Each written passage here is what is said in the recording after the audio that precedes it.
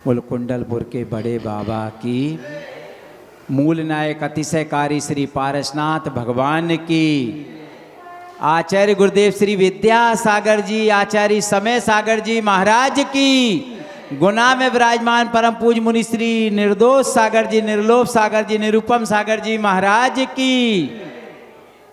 प्रभु आपकी कृपा से पीछे मुड़ के देखिएगा, कुछ टूटा हुआ पड़ा है। प्रभु आपकी कृपा से सब काम हो रहा है, प्रभु आपकी कृपा से सब काम हो रहा है। करते हो तुम प्रभु जी, करते हो तुम गुरु जी, हमरा नाम हो रहा है। प्रभु आपकी कृपा से, गुरु आपकी कृपा से सब काम हो रहा है। बोलो आचार्य गुरुवर श्री विद्यासागर जी महाराज की, पूज्य समय सागर जी, निर्दोष निर्लोभ निरुपम सागर जी महाराज की। ऐसे आचार्य महाराज के चित्र का अनावरण और दीप प्रज्वलन करने के लिए बहुत आदर के साथ आमंत्रित कर रहा हूँ श्री हमारी सुश्री संगीता दीदी बैंक ऑफ इंडिया वालों को। कृपया पधारेंगी और पधार कर आचार्य श्री जी के चित्र का अनावरण दीप प्रज्वलन करने का सौभाग्य प्राप्त करेंगी। घड़ी कैसी सुख के कार है, गुरुदेव का साथ है जी, गुरुदेव का साथ है, गुरुदेव का साथ है जी, गुरुदेव का साथ है। बोलो आचार्य गुरुदेव श्री विद्यासागर जी महाराज की। जितनी बार जय बोलें, जितनी बार नाम का उच्चारण करें, उतनी बार कर्मों की निर्जरा हुए बिना नहीं रहती है। धन्य है ऐसे गुरुदेव, भले ही साक्षात ना हो लेकिन आज हमारे हृदय में, गुना वालों के हृदय में समाये हुए हैं। ऐसे गुरुदेव की कृपा से ही हमें चातुर्मास प्राप्त हुआ है, उसका लाभ प्राप्त कर रहे हैं। हम संगीता दीदी से अनुरोध करेंगे कि वे आज शास्त्र दान की भावना, कल जब उनसे मिले तो उनकी आंखों से आंसू बह रहे थे कि हम इतना अच्छा चतुर्मास का लाभ पूरा ले नहीं पा रहे। धन्य है उनकी भावनाएं, शास्त्र दान करने का सौभाग्य प्राप्त करें। संगीता दीदी जी, जिनकी भी भावना हो, कृपया शास्त्र दान करने का परम सौभाग्य प्राप्त करने का स्वर्णिम अवसर आज द्वादशी और शुक्रवार के दिन प्राप्त कर सकते हैं। जिनवाणी मोक्ष न सैनी है, जिनवाणी आशीष जी की धर्मपत्नी जी ललितपुर वाली बहुरानी कृपया पधारें और शास्त्रदान करें। जिनवाणी श्रीमती सुनीता जी और उनकी बिटिया, क्या नाम है, सुभी, सुभी जी कृपया पधारें। कदवाए वाले हमारे बहुरानी जी और अपनी बिटिया के साथ शास्त्रदान कर रही हैं। जिनवाणी मोक्ष न सैनी है, जिनवाणी पढ़ो सुनो ध्याओ, जिनवाणी पढ़ो सुनो ध्याओ, जिनवाणी यही मोक्ष न सैनी है, जिनवाणी जो जिनवाणी और न धरत है, जो जिनवाणी और न धरत है। सैनी हो के असैनी है, जिनवाणी जिनवाणी मोक्ष न सैनी है, जिनवाणी। करवत वाले भैया जी जोड़े से आए, शीघ्रता से शास्त्र दान करने का सौभाग्य प्राप्त करें। बोलो आचार्य गुरुवर श्री विद्यासागर जी महाराज की। चलते हैं पुरुषार्थ सिद्धि उपाय नामक महान ग्रंथ के माध्यम से हम स्वाध्याय करके पुण्य लाभ अर्जित कर रहे हैं। ऐसे ग्रंथ जिनके श्रावकाचार जिसमें समाया हुआ है, धन्य है हमारा पुण्य और धन्य है हमारा भाग। बोलो पंच परमेष्टि भगवान की। नमो अरिहंताड़म, नमो सिद्धाड़म, नमो आईरियाड़म, नमो वज्रायाड़म, नमो लोये सब साहुड़म। बोलो पंच परमेष्टि भगवान की। पूज्य महाराज श्री के वाले चरणों में नमोस्तु अर्पित करते हुए प्रार्थना करते हैं, अपनी अमृतमयी वाणी से हमें सिंचित करने की कृपा करें। नमोस्तु महाराज श्री, नमोस्तु नमोस्तु नमोस्तु। सभी लोग नवार नमो कर्म पढ़ेंगे। तज्जयति परम ज्योति समम समस्तैरनंत पर्यायै दर्पण तल इव शकला प्रतिफलति पदार्थ मालिका यत्र। बोलिए त्रिकालवर्ती नौ देवताओं की, बोला श्री चिंतामणि पार्श्वनाथ भगवान की, आचार्य भगवंत गुरुवर श्री विद्यासागर जी महाराज की, परम पूज्य आचार्य श्री समय सागर जी महाराज की, परम पूज्य मुनिवर श्री निर्दोष सागर जी महाराज की, पूज्य मुनि श्री निर्लोप सागर जी महाराज की, मुनि संघ की। प्यारे बंधुओं, महत्वपूर्ण विषय जो मोक्ष महल की पहली सीढ़ी है, बस सम्यक दर्शन की चर्चा चल रही है। सम्यक दर्शन के 8 अंगों में से कल निकांक्षित अंग की चर्चा की थी। वस्तुतः ये अंग इतना महत्वपूर्ण है कि तन मन धन समय श्रम सब कुछ समर्पित करना है, लेकिन बदले में कोई अपेक्षा नहीं रखना है। ऐसा ये महानतम गुण है। ये उसी के पास हो सकता है जिसके पास परमार्थ की श्रद्धा है, आत्मा परमात्मा की श्रद्धा है, पुण्य पाप के प्रति विश्वास है। वही निर्वांछक भाव से, निरपेक्ष भाव से, निकांक्ष भाव से सेवा कर सकता है, धर्म की आराधना कर सकता है। एक बार इस प्रसंग को बताने के लिए आपको ये दृष्टांत सुनाया जा रहा है, कैसा है निर्वांछक ये अंग। एक धर्मात्मा राजा था, उसने घोषणा कराई कि जो भी व्यक्ति चोर को पकड़ के लाएगा उसे बहुत सारा इनाम दिया जाएगा। एक गरीब माँ, उसका पति मर गया था, एक बेटा और एक बेटी थी। हुआ ऐसा कि वो माँ भी बीमार पड़ गई थी। अब घर में व्यवस्था नहीं थी कि उसका अच्छे से इलाज करवाया जा सके। ध्यान से सुनना आप लोग। पिता मर गया है, माँ बीमार है, घर में इलाज कराने की व्यवस्था है नहीं, बेटा बेटी है। घोषणा क्या सुनी उन्होंने कि जो भी चोर को पकड़ करके लाएगा उससे मुँह मांगा बहुत सारा इनाम दिया जाएगा। ये जो छोटे बेटा बेटी थे, भाई बहन, उन्होंने ये घोषणा सुनी और सुन करके बहन ने भाई से कहा क्यों ना इस घोषणा का लाभ उठाया जाए। घोषणा क्या थी कि जो चोर को पकड़ करके लाएगा उसे बहुत सारा इनाम दिया जाएगा। तो बहन ने भाई से कहा कि इस घोषणा का लाभ उठाना चाहिए। तो बोले क्या करना?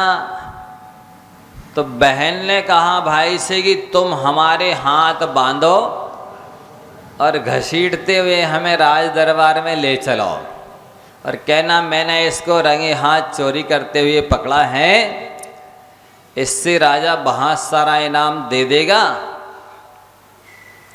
तो आप माँ की अच्छे से दवा करवा लेना, इलाज करवा लेना। तो भाई कहता नहीं, चोर मैं बनूंगा। और बहन कहती है नहीं नहीं, चोर हम बनेंगे क्योंकि आप अच्छे से सेवा कर सकते हैं माँ की। माँ का इलाज आप ठीक से करवा सकते हैं, इसलिए चोर मैं बनूंगी, बहन कह रही है। उसको बात समझ में आई। यद्यपि वो नहीं चाहता था कि अपनी बहन को चोर के रूप में प्रस्तुत करे राज दरबार में, लेकिन परिस्थिति ऐसी थी उनके सामने कि माँ बीमार पड़ी है, 3-4 दिनों से पैसे के अभाव में कोई दवाई कोई इलाज नहीं करवाया जा सक रहा है। तो नहीं चाहते हुए भी भाई ने बहन के हाथ बांधे और घसीटते हुए राज दरबार में ले गया और कहा कि राजा साहब, मैंने इसको चोरी करते हुए रंगे हाथों पकड़ा है। सारा हाल उसने बता दिया कि ऐसे ऐसे इसने चोरी की है। तो राजा ने आदेश दिया कि इसको कारावास में डाल दो। लड़की को कारावास में डाल दिया गया और लड़के को बहुत सारा इनाम दिया गया। इनाम तो बहुत सारा दिया जा रहा था, लेकिन भाई के चेहरे पर कोई प्रसन्नता नाम की चीज नहीं थी। कैसा है ये लड़का जिसे इनाम दिया जा रहा हो और प्रसन्न ना हो? इतना सारा ऐसे पैसे रुपये दिए, सोना चांदी दिया जा रहा है, फिर भी प्रसन्न नहीं है। बात क्या है? उसको दे दिया और धीरे से सिपाही से राजा ने कहा, इस लड़के के पीछे पीछे जाओ, मांजरा क्या है पता लगाना है। इसको इनाम लेते समय प्रसन्नता क्यों नहीं हुई? तो वो गया, लड़का ने पैसे लिए थे, सबसे पहले दवाई की दुकान पर गया, दवाई खरीदी और माँ के पास पहुंच गया। माँ ने जैसे देखा, पूछा, बेटा तेरी बहन का है? तो उसकी आंखों से आंसू गिरने लगे। सिपाही समझ गया, सारा हाल समझ में आ गया उसको। जाकर के राजा को सुनाया कि ऐसा ऐसा हाल है, ये उसी की बहन है और इन दोनों की माँ बीमार है, इसकी दवाई की व्यवस्था नहीं है, इसलिए इसने इस तरह का ये स्वांग रचा है। वस्तुतः ये चोर नहीं है। राजा ने उसकी बहन को भी कारावास से बाहर निकलवा दिया और उसको भी बहुत सारा धन दे करके विदा किया कि जाओ तुम अपनी माँ की अच्छे से इलाज करवाओ, सेवा करवाओ। हमें तो ऐसे ही ढंग के चोरों की आवश्यकता है। हमारे राज्य में इस तरह के चोर हों तो बहुत अच्छी बात है। आप लोग समझ रहे हैं कि माँ की सेवा करने के लिए खुद चोर के रूप में प्रस्तुत होने को तैयार हैं, कारावास भोगने के लिए तैयार हैं। जब वो बेटा बेटी अपनी माँ की सेवा करने के लिए इस तरह का निष्प्रय भाव, निर्वांछक भाव, सेवा भाव रख सकते हैं, तब फिर सम्यक दृष्टि कैसा निर्वांछक होगा, आप अनुमान लगाइए। सम्यक दृष्टि जो धर्मात्मा होता है वो ऐसे ही परोपकारी होता है, धर्म के प्रति समर्पित होता है, पर बदले में कोई सांसारिक ख्याति पूजा लाभ की चाह नहीं रखता। उसे परमार्थ का लोभ होता है। वो समझता है कि वाकई में इसकी अपेक्षा रखने से अनंत गुना घाटा है और धर्म की आराधना करना और धर्मात्मा की सेवा करने के बदले में कुछ नहीं चाहने से अनंत गुना ज़्यादा सांसारिक सुख भी मिलता है और पारमार्थ भी सिद्ध होता है। तो बंधुओं, हमारा आपसे बार बार कहना है कि आप 1 किलो चावल न चढ़ाएं, 1 चावल चढ़ाएं, पर बिल्कुल उस चावल के बदले में कोई सांसारिक अपेक्षा नहीं रखें। आप दिन में 3 बार नहीं आए मंदिर, 1 बार आए, लेकिन भगवान की दर्शन पूजन भक्ति के बदले में कुछ भी ना मांगे सांसारिक। बस आपसे ये कहा गया है कि इतना तो आप मांग सकते कि भगवान धर्म ध्यान की वृद्धि हो सके, निर्विघ्न धर्म ध्यान कर सकें, बस इतना चाहिए मुझे और कुछ नहीं। ये कोई आकांक्षा नहीं है, ये निदान नहीं है, ये कोई याचना नहीं है, भिक्षा नहीं है। ये तो भगवान की भक्ति के बदले में आप बोल सकते हैं।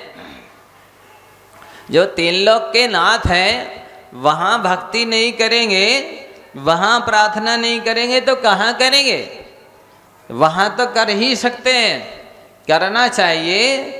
लेकिन हमारा आपसे कहना है कि जो कुछ भी मांगो धर्म ध्यान की निर्विघ्नता के लिए, धर्म ध्यान की वृद्धि के लिए मांगना, आत्म कल्याण के लिए मांगना, सांसारिक प्रयोजन की सिद्धि करने के लिए नहीं मांगना।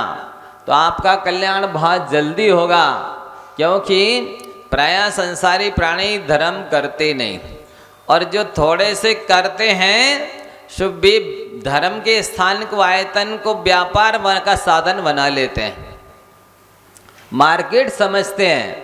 तो वो देवशास्त्र गुरु के पास आकर के भक्ति करते हैं और बदले में सांसारिक कोई भी वस्तु मांग लेते हैं, तो उनका अनंत गुना घाटा होता ज़्यादा।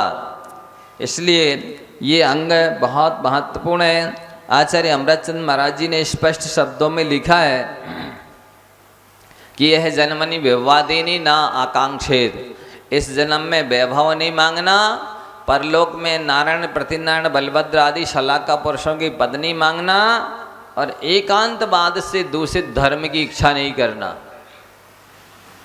क्योंकि अनादिकाल से हम सभी जो 4 गति 84 लाख योनियों में कष्ट भोग रहे हैं, उसकी वजह है एकांतवाद, मिथ्यात्व। इसलिए उस मिथ्यात्व की आराधना नहीं करना। आगे और भी अपन चलते हैं। तीसरा अंग है निर्विचिकित्सा अंग। ये अंग 8 ही हैं, लेकिन सामान्य नहीं है। बहुत इनका पालन करना सम्यक्त्वाचरण चारित्र कहलाता है।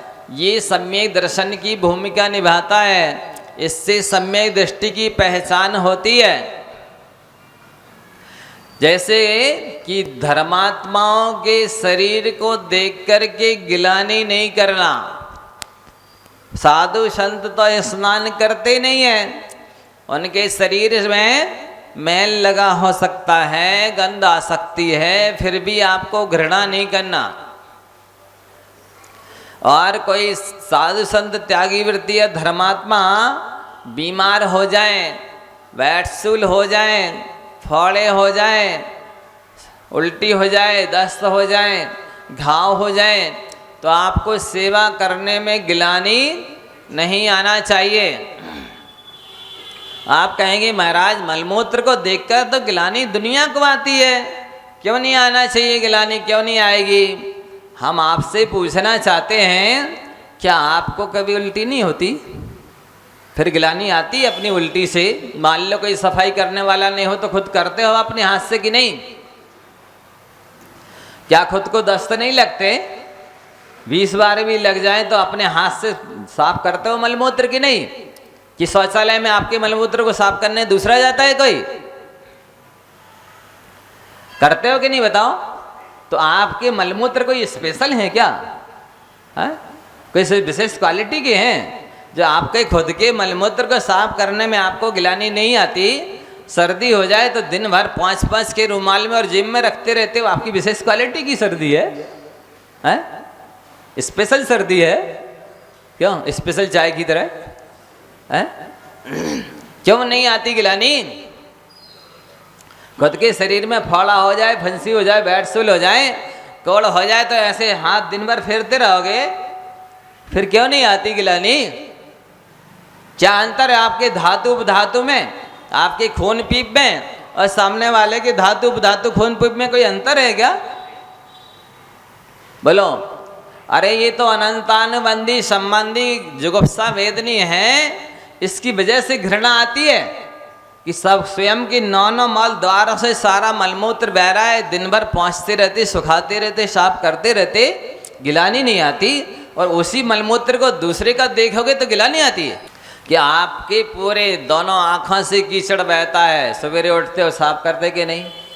कान से भी मल बह सकता है, दाना से, नाक से सर्दी तो दिन भर 24 घंटे बहती रहती है, साफ करते रहते। जितने बार लघु संग का शौच जाते उतने बार साफ करके आते।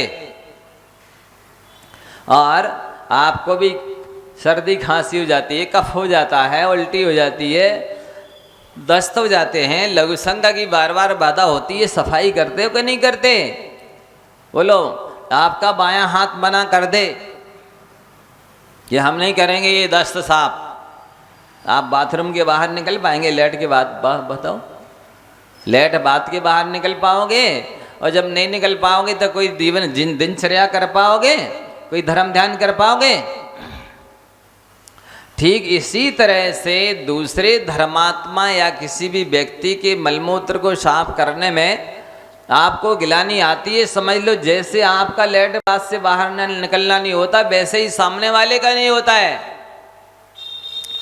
वो कोई धर्म ध्यान कोई आवश्यक नहीं कर पाता है।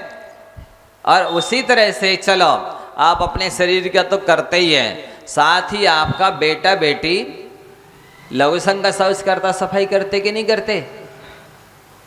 बोलो, दस्त हो जाए, उल्टी हो जाए, बीमार हो जाए, घाव हो जाए, सफाई करते हो कि नहीं? पट्टी करते हो कि नहीं? मलहम लगाते हो कि नहीं? तो आपके बेटा बेटी का भी मलमूत्र स्पेशल है, विशेष है, खास है, हैं? देवरानी के बेटा बेटी का मलमूत्र दिख जाए तो चेहरे के छक्के से बन जाते हैं, टेढ़ा हो जाता है।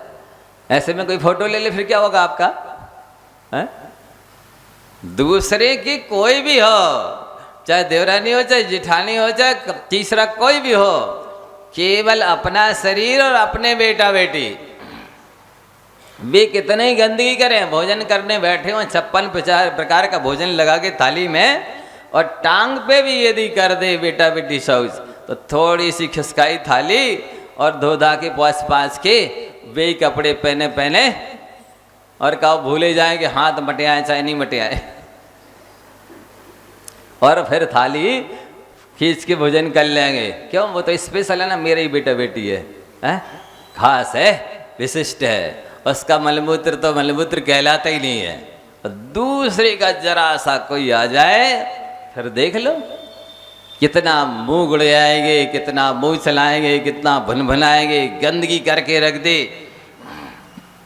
अभी अभी तो नए नए कपड़े पहचे, 50,000 की साड़ी पहनी, इसने टट्टी कर दी, मलमूत्र कर दिया, गंदगी कर दी, और खुद का कर दे तो बिल्कुल जरा सी ना गिलानी आएगी, ना क्रोध आएगा, ना किसी भी तरह की भनभनाएगी, बल्कि वह गुनगुनाएंगे, मेरा बेटा, राजा बेटा। ये वस्तुतः परीक्षा की घड़ी रहती है, आपके धर्म की ये निर्विशेष अंग की परीक्षा है। प्रत्येक अंग की परीक्षा 24 घंटे 12 महीने थोड़ी होती है। ये तो मौका पड़ता है तभी तो परीक्षा होती है। जैसे विद्यार्थी पढ़ता है साल भर 365 दिन 55 दिन, परीक्षा तो 10 ही 5 दिन होती है ना। वो दिन भर पढ़े, बहुत इंटेलिजेंट है, एक्सपर्ट है, एक बार में याद हो जाता है, सब कुछ रटा हुआ है, और बिल्कुल होमवर्क डेली का डेली कर लेता है। परीक्षा नहीं देंगे हम, बोलो उस विद्यार्थी को अगली कक्षा में जाने मिलेगा? वो इंटेलिजेंट कहलाएगा? बोलो, नहीं माना जाएगा ना। भले उसको सब कुछ रटा हो, सब कुछ आता हो, याद हो वे, समझता हो वे, लेकिन 2 4 5 दिन की जो परीक्षा होती है उसमें यदि उसने नहीं लिखा, पास नहीं हुआ, तो वो मूर्ख माना जाता है, फेल माना जाता है। इसी तरह से आपने सारी पुरुषार्थ सिद्धि उपाय ग्रंथ को रट लिया हो, चाहे चारों अनुयोगों के ग्रंथों को रट लिया हो, आप बहुत अच्छा पढ़ा लेते हैं, प्रवचन कर लेते हैं, सब कुछ सारी गाथाएं, श्लोक, सूत्र याद हैं, लेकिन यदि इस प्रैक्टिकल परीक्षा में थ्योरी की अपेक्षा प्रैक्टिकल बहुत महत्वपूर्ण होता है। रिटर्न एग्जाम देने की अपेक्षा ओरल एग्जाम देने में लोगों को दांतों पसीना आ जाता है। इसमें सामने वाले की जो है ना कितना एक्सपर्ट है पता चल जाता है। तो सारे शास्त्र पढ़े हाँ, लेकिन यदि आप प्रैक्टिकल परीक्षा में फेल हैं तो फेल ही माने जाएंगे। इसलिए आपकी 365 में 1, 2, 4 दिन कभी परीक्षा होगी कि कभी मौका आ गया, किसी व्यक्ति को दस्त लग गए, कि उल्टी हो गई, कि बीमार हो गया, कि घाव हो गया, कि एक्सीडेंट हो गया, उस समय आपकी परीक्षा है कि आपको गिलानी कितनी आती कि नहीं आती। उस समय आपकी परीक्षा है कि आप वस्तुतः जो धर्मात्मा को समर्पित होता है वही धर्म के प्रति समर्पित माना जाता है। आचार्य समंत भद्र महाराज जी ने रत्नखंड साहब का चार में लिखा, इसमें यो अन्यानत्येति धर्म स्थान गर्भताशया सोत्येति धर्मात्मीयम न धर्मो धर्म गैर बिना।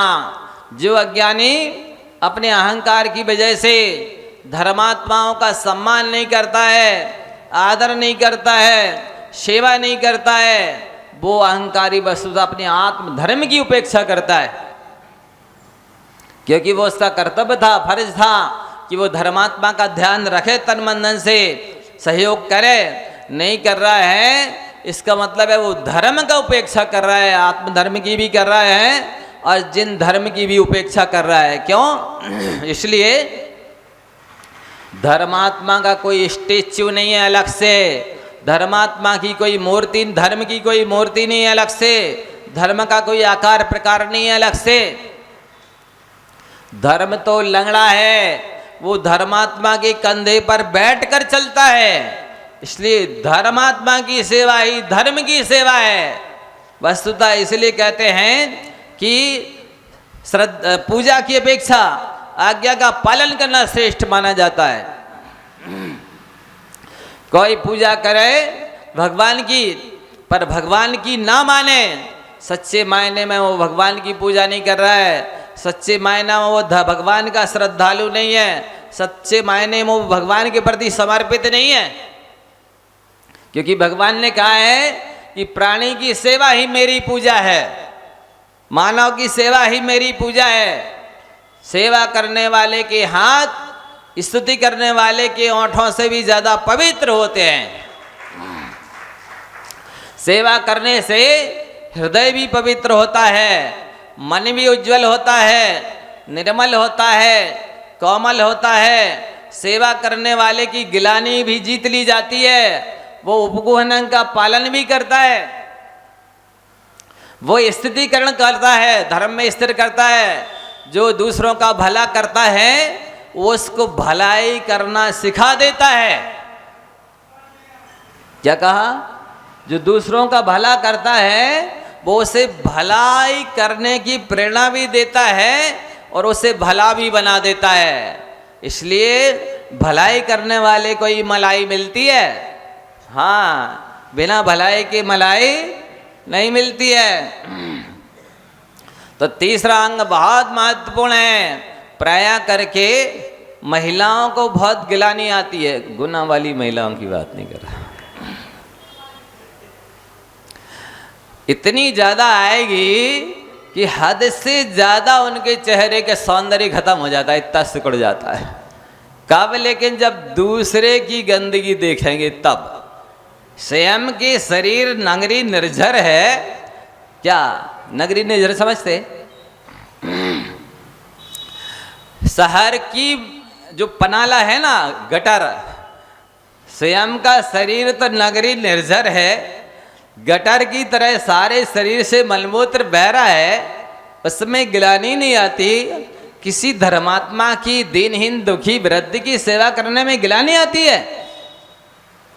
ये शर्म की बात है, आपके अंदर धर्म नहीं है, इसलिए आपको गिलानी आती है। जिसके अंदर धर्म होता है वो धर्मात्मा से दीनहीन दुखी वृद्ध से गिलानी करता ही नहीं है। क्योंकि शास्त्रों में लिखा है जो दीनहीन दुखी वृद्ध माता पिता सास ससुर की सेवा करते हैं वो जल्दी मोक्ष प्राप्त करते हैं। इनकी सेवा करने वाले निकट भव्य होते हैं। वस्तुतः सेवा करने से संसार खत्म होता है, से संसार सीमित होता है, आत्मा में अनुभवों की वृद्धि होती है। एक सेवा करने से अनंत गुण विकसित होता है। सेवा करने वाला सहनशील होता है, परोपकारी होता है, दयालु होता है, दूसरों को पर दृष्टि नहीं रखने वाला होता है, दूसरे को धर्म में स्थापित करने वाला होता है, दूसरों के प्रति वात्सल्य रखने वाला होता है, जिन शासन की प्रभाव न करने वाला होता है, उसके अंदर अनेक गुण होते हैं। और जो सेवा में पीछे रहते हैं वस्तुतः वे धर्म में कोसों दूर खड़े हैं। उन्हें अपने आप को सम्यक दृष्टि तो दूर, एक मानव भी नहीं समझना चाहिए, एक सभ्य सज्जन भी नहीं समझना चाहिए। वे इंसानियत से कोसों दूर हैं। वस्तुतः सेवा से ही मानवता प्रकट होती है, सज्जनता प्रकट होती है। इसलिए अपने इन नश्वर हाथों से सेवा करके अविनश्वर सुख प्राप्त कर लो बंधुओं, यह बहुत महत्वपूर्ण है। सेवा की महिमा शास्त्रों में बहुत गाई है। सेवा करने से तीर्थंकर प्रकृति का विबंध होता है, सेवा करने से सम्यक दर्शन की भी पुष्टि होती है, सेवा करने से सम्यक ज्ञानी भी जाना जाता है, सेवा करने से चरित्रवान भी माना जाता है। एक बार एक बालक परीक्षा देने जा रहा था, बहुत एक्सपर्ट था, इंटेलिजेंट था। परीक्षा का समय हो रहा था, उसके पास बिल्कुल इतनी समय था कि वो फास्ट जाता तब समय पे स्कूल पहुंचता। उसने देखा कि एक वृद्ध अम्मा कराह रही है, बूढ़ी है, बीमार है, उसका सहयोगी साथी कोई नहीं है। उसने देखा, अब मन में विचार आया, क्या करूं, परीक्षा का टाइम हो रहा है, ये वृद्धा माँ पड़ी है, इसके सहयोग करने वाला कोई है नहीं, क्या करूं, इसको अस्पताल ले जाऊं कि परीक्षा देने जाऊं, क्या करूं इस समय में। यदि परीक्षा नहीं देता हूं तो पूरी साल बर्बाद होती है, और यदि सेवा नहीं करता हूं तो मेरा जो प्रैक्टिकली आंतरिक धर्म है वो व्यर्थ जाता है। वस्तुतः ये तो मैं थ्योरी करने जा रहा हूँ, ये रिटर्न परीक्षा देने जा रहा हूँ, ये मेरी प्रैक्टिकल परीक्षा है। ऐसा सोच करके उसने रिक्शा वाले को बुलाया, उस अम्मा को बिठाया, अस्पताल में ले गया, डॉक्टर से को दिखाया, चेकअप करवाया। तुरंत डॉक्टर ने इंजेक्शन लगाया, उसको राहत मिली। पूरा चेकअप होने के बाद उसने दवा जो लिखी थी डॉक्टर ने ला करके उसने दी। अब पूछता है, डॉक्टर साहब अब तो कोई खतरा नहीं है, मैं परीक्षा दे के आता हूँ, तब तक कोई दिक्कत तो नहीं? बोले नहीं नहीं, अब तुम जा सकते हो, बहुत अच्छा है। उसने उस बच्चे का परिचय पूछा, एड्रेस पूछा, कहाँ से आए, कैसे हो, कौन से स्कूल में परीक्षा देने जा रहे हो, और सारा उसने पता पूछ लिया। पूछ करके कहा जा सकते हो। बच्चा गया, तब तक तो परीक्षा चालू हो चुकी थी, दर गेट बंद हो चुका था, चैनल लग चुका था। और उसने कहा सर हम इस वजह से देर हो गई है। नहीं नहीं, वजह कोई भी हो, परीक्षा चालू हो चुकी है, अब आपको एडमिशन नहीं मिलेगा। उसने फ़ोन नंबर दिया कि आप डॉक्टर से पूछ सकते हैं कि इस डॉक्टर क्या मैं अभी अम्मा को दिखा के आया हूँ कि नहीं। तो प्रिंसिपल ने फ़ोन लगाया। डॉक्टर ने कहा अरे मैं तो आपसे मिलने के लिए आ रहा था कि आपके विद्यालय में इस तरह की सेवा भाव भी सिखाया जाता है। आपको धन्यवाद और आपके विद्यार्थी को भी धन्यवाद। आपका ये स्कूल तो बहुत आलीशान है, ये तो प्रशंसनीय काम है। आपको अवश्य ही बच्चे के लिए परीक्षा के लिए अवसर दे देना चाहिए। प्रिंसिपल तो सुन करके गदगद हो गया, प्रसन्न हो गया। उसने उसको बच्चे को परीक्षा में बिठा दिया। बच्चे ने बहुत अच्छा पेपर किया, जितना अच्छे से अच्छा कर सकता था, लेकिन उसने जो वृद्धा माँ की सेवा की थी उससे उसे बहुत संतुष्टि थी। इसकी वजह से उसके हाथ और दिमाग दोनों डबल चल रहे थे। उसने अच्छा पेपर किया।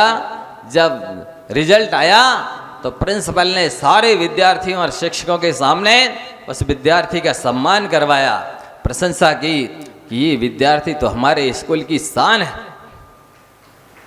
तो बंधुओं, इस तरह से आपकी भी प्रैक्टिकल परीक्षा होएगी, उसमें आपको पास होना चाहिए।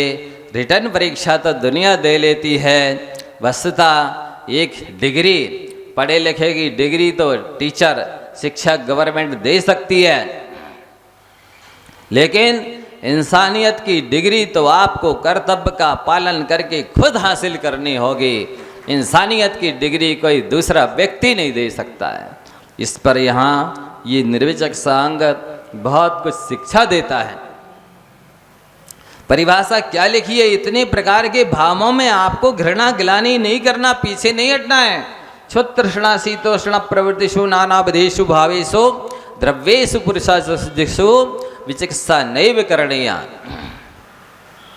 ध्यान से सुनना, यदि दूसरे को भूख लग रही है तो आपको ये नहीं कहना भूख भूख चिल्लाते रहते हो दिन भर। क्या दिन भर खिलाते ही रहे? कितना खाते हो? भाव खराब किए बिना भोजन कराना है। भाव खराब किए बिना भोजन कराना है, लेकिन खुद को भूख लगे तो सहनशीलता धारण करना है, फिर नहीं चिल्लाना भूख लग रही, भूख लग रही, भूख लग रही।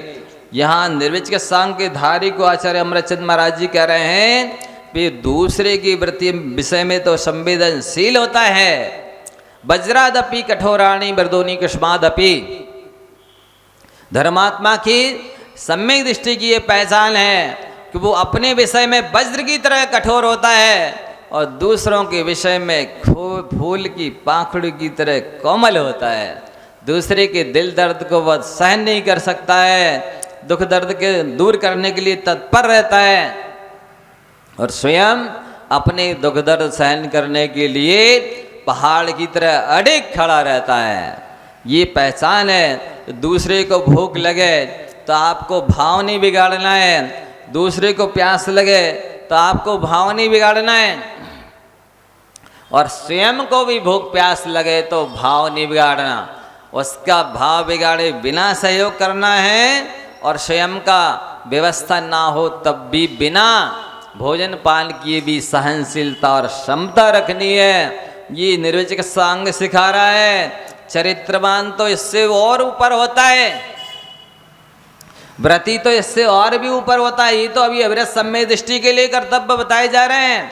जिसके पास व्रत नियम संयम नहीं है, केवल देवसास गुरु का भक्त है, संसार शरीर भोग से विरक्त है, उसे सम्यक दृष्टि कहते हैं। उसका ये आचरण बताया जा रहा बंधुओं कि वो दूसरे की भूख प्यास में अपने भाव खराब किए बिना सहयोग करता है, भूख प्यास शांत करता है, और स्वयं को भूख प्यास लगे और व्यवस्था ना हो तो बिना भोजन पान किए भी शांति रखता है, सहनशीलता रखता है। शीतोष्ण है, ठंडी लग रही है तो उसकी ठंडी को दूर करने का प्रयास करेगा। स्वयं को ठंडी लगेगी तो सी नहीं करेगा, ये कितनी ठंडी है, ये कितनी ठंडी पड़ रही, ये कमी मानी जाती है। अरे ठंडी में ठंडी नहीं पड़ेगी तो गर्मी में गर्मी कैसे पड़ेगी? जब ठंडी में तेज ठंडी पड़ जाती है तभी गर्मी में तेज गर्मी पड़ती है। जब तेज गर्मी हो जाती है तभी तेज बरसात होती है।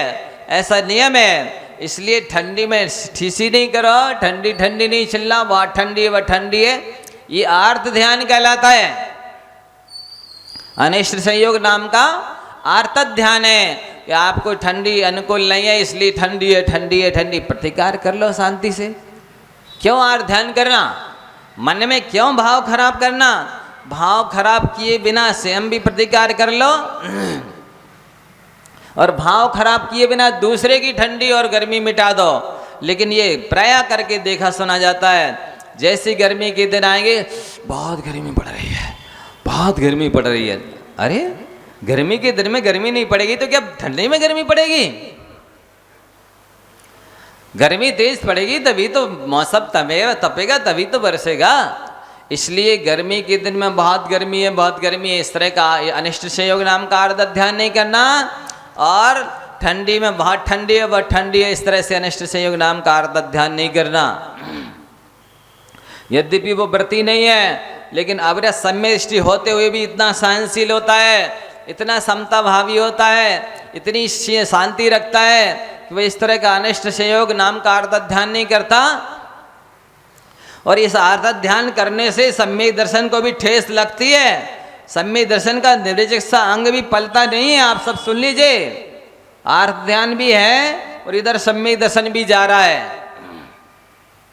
इसलिए सम्यक दर्शन प्राप्त करना बच्चों का खेल नहीं है, इतना सरल नहीं है। आजकल के आर्टिफिशियल सम्यक दृष्टि, जिनके पास सम्यक दर्शन एक तो अंग भी नहीं दिखता है, कभी किसी का अंग का पालन करते हुए नहीं दिखते हैं और अपने आप को सम्यक दृष्टि मानते हैं, ये भ्रम है, ये अज्ञान है। बंधुओं, इसका पालन करना ही सम्यक्त्वाचरण का चारित्र कहलाता है। इसलिए तन मन धन सब कुछ लगाना पड़ता है, तभी आठ अंग पलते हैं। बहुत हृदय की विशालता चाहिए पड़ती है, हृदय की उदारता चाहिए पड़ती है, बहुत कुछ समर्पित करना होता है, तभी आठ अंग पलते हैं। आप पढ़ सकते पुरुषार्थ उपाय ग्रंथराज का निर्विचक सांग पढ़ा रहे आपको। इसमें लिखा है कि दूसरे की भूख प्यास ठंडी गर्मी में आपको उसके प्रति भाव नहीं बिगाड़ना और स्वयं को भी भाव नहीं खराब करना। अपने प्रति का बाधा हो तो भी संयम, अपना भी समता से शांति से प्रतिकार कर सकते हो, इसमें बाधा नहीं है। दूसरे का भी समता से शांति से प्रतिकार कर सकते हो, सेवा सहयोग कर सकते हो, इसमें बाधा नहीं है। लेकिन बाधा तो तब है जब आप अपना भी प्रतिकार करो और सामने वाले का भी प्रतिकार करो, पर साथ साथ ही आर्थ ध्यान करो। बहुत ठंडी है, बहुत गर्मी है, ऐसा इनको भूख ही भूख लगती रहती है, दिन भर भूख भूख चिल्लाते हैं। अरे भाई, पाप कर्म का उदय है, अशाता वेदनी की उदीर्णा है, इसलिए स्थिति बन रही है। जिसके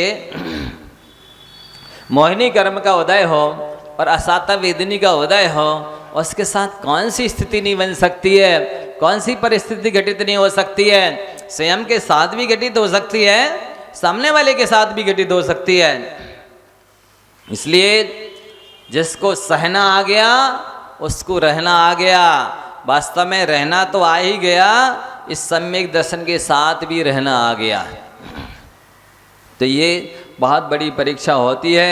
जब भूख प्यास ठंडी गर्मी खुद को भी लगे तब भी शांति रखना, दूसरे को भी लग रही हो तो भी शांति से सहयोग करना, स्वयं शांति से प्रतिकार करना।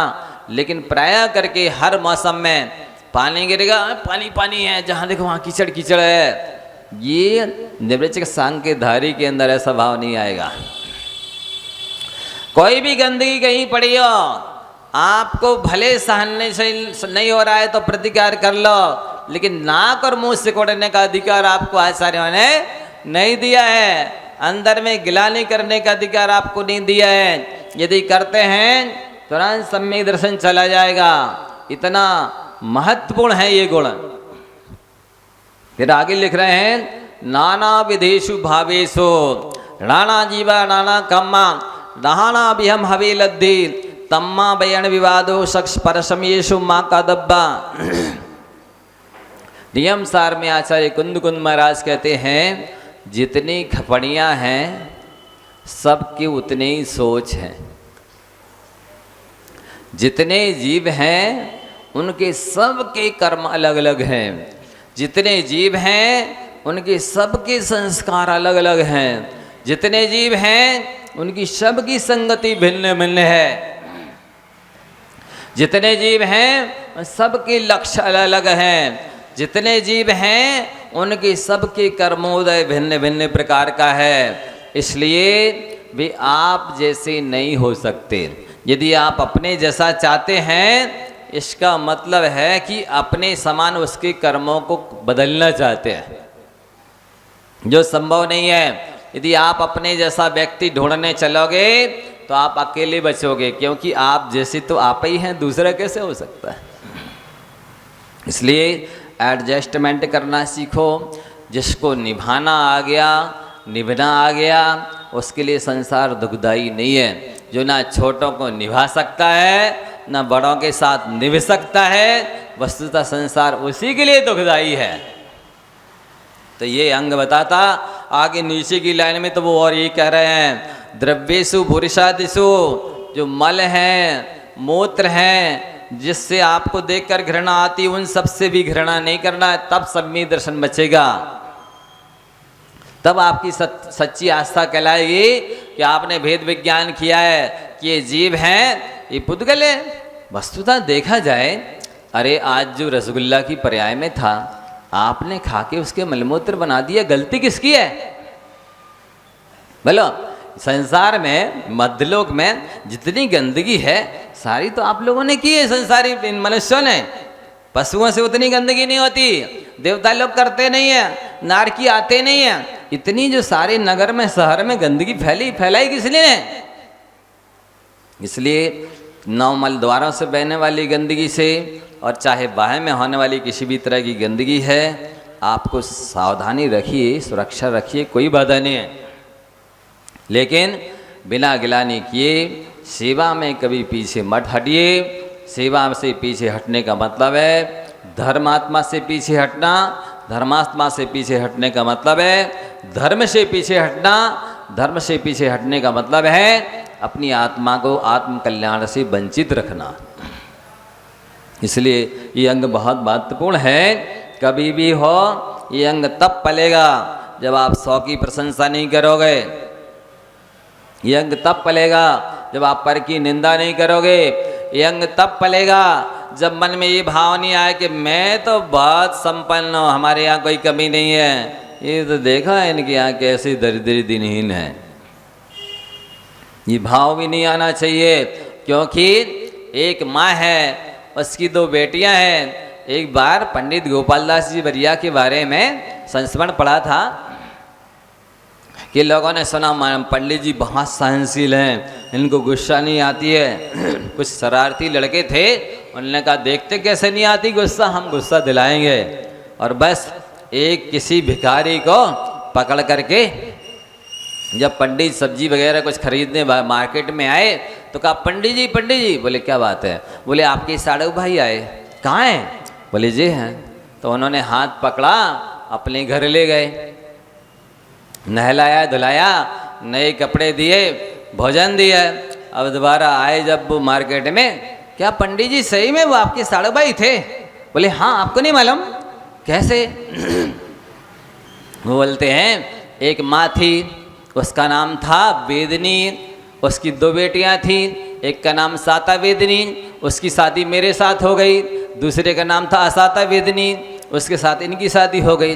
बोलो हम लोग साड़ू भाई हैं कि नहीं? साड़ू भाई तो कहलाए, इसलिए हमने उनको अपने घर पर रख के व्यवस्था कर दी, उनकी दे दी उनके लिए। वो बेचारे शर्मिंदा हो गए कि हमने तो सोचा था कि पंडित जी को गुस्सा आएगी, उन्होंने वाकई में रिश्ता निकाल लिया। तो कहने का तात्पर्य ये है कि ऐसा हो सकता है कि आपके साता का उदय हो, सामने वाले के असाता का उदय हो सकता है। इसके बाद भी आपको गिलानी नहीं करना है कि मैं तो सौभाग्य का घर हूँ, ये दुर्भाग्य के घर है, हमारे यहाँ तो सब कुछ अच्छा है, इनका तो कुछ है ही नहीं। हमेशा याद रखना, जब पांडव जैसे महापुरुष, तद्भव मोक्षगामी, चरम शरीरी, महासाम्राज्य के अधिपति, पाप कर्म के उदय से जब राज्य हार गए, युधिष्ठिर, धर्मराज युधिष्ठिर जैसे महापुरुष को दूसरे के यहाँ मुनीमी करनी पड़ी थी। भीम जैसे महाबलशाली योद्धा को दूसरे के यहाँ रोटी बनाने का काम, रसोइये का काम करना पड़ा था। अर्जुन जैसे धनुर्धारी गांडीवी को इतना निकृष्ट काम बृहन्नला का वेश धारण करना पड़ा था। नपुंसक का वेश कहलाता है। और विराट राजा की पुत्री को उन्होंने नृत्य करना सिखाया था। जब पड़ते कर्मों के फेर, मकड़ जाल में फंसते शेर। नकुल जैसे महापुरुष के लिए घोड़े चराना पड़े थे। सहदेव जैसे महापुरुष के लिए बरेदी का काम करना पड़ा था, गैयाँ चराना पड़ी थी। इसलिए कर्म का उदय कब कैसा किसके आ जाए, इसलिए किसी को हीन नहीं समझना, किसी को दीन नहीं समझना, किसी को अशुभ कर्म के उदय से पीड़ित होते हुए उसके साथ दुर्व्यवहार नहीं करना, किसी की कमजोरी का नाजायज फायदा नहीं उठाना, अन्यथा पासा पलटते देर नहीं लगती है, आपकी उससे बदतर स्थिति हो सकती है। बंधुआ, ये निर्वच का सांग है जो बहुत बड़ी आपकी कसौटी है कि आप कितना गिलानी को जीत सकते हैं, कितनी धर्मात्माओं की, साधर्मियों की, माता पिता की, सास ससुर की, दीनहीन की, वृद्ध की सेवा कर सकते हैं। उतने आप जल्दी मोक्ष के निकट पहुंच सकते हैं। इसी भावना के साथ